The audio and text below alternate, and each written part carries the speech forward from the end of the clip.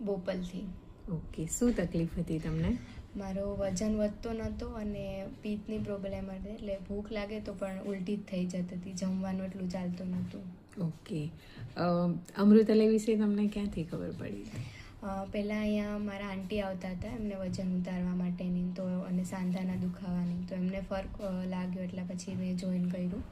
Okay, તો મને ખાલી 15 દિવસમાં જ વજનમાં બી ફરક છે અને જે ઉલટીની પ્રોબ્લેમમાં 100% ફરક પડી ગયો છે અત્યારે.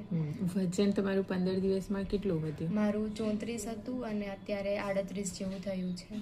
ઓકે, અને વોમિટિંગ ને એવું બધું થતું તો એ 100% બંધ થઈ ગયું છે અત્યારે અને હું ભરપેટ જમી શકું છું અત્યારે. ભૂખ સરસ લાગે છે? પણ લાગે છે અને બીજી કોઈ આડઅસર નથી અત્યારે. ઓકે, પહેલા તમને પહેલા કરતા શરીરમાં કેવું ફીલ થાય છે? અને શરીરમાં પણ સ્ફૂર્તિ લાગે છે, જે આળસ થતી હતી, ઊંઘની પ્રોબ્લેમ, ઊંઘ આવે વધારે, એ બી સારું થઈ ગયું છે. આમ સ્ફૂર્તિથી કામ કરી શકીએ છીએ. ઓકે, એનર્જેટિક લાગે છે ઓવરઓલ.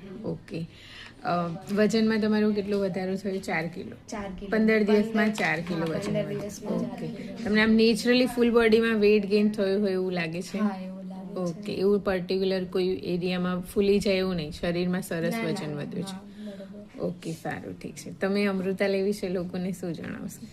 હું બસ એ જ કહેવા માંગી, એકવાર તમને જો કોઈ બી પ્રોબ્લેમ હોય તો તમે એકવાર વિઝિટ કરો, પછી તમને ફરક લાગે તો તમે જરૂર આવજો.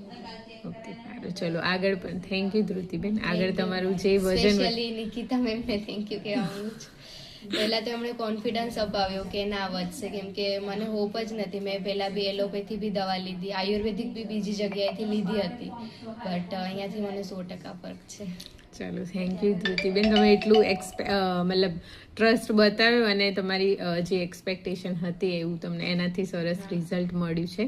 અને આગળ પણ તમારું જેટલી એક્સપેક્ટેશન હોય એટલું તમારું સરસ વેઇટ ગેઇન થાય અને બાકી જે કોન્સ્ટિપેશનની થોડી પ્રોબ્લેમ છે એ પણ 100% સોલ્વ થઈ જાય એવી મતલબ મારા પ્રયાસ ચાલુ રહેશે. જય દ્વારકાધીશ. Thank you.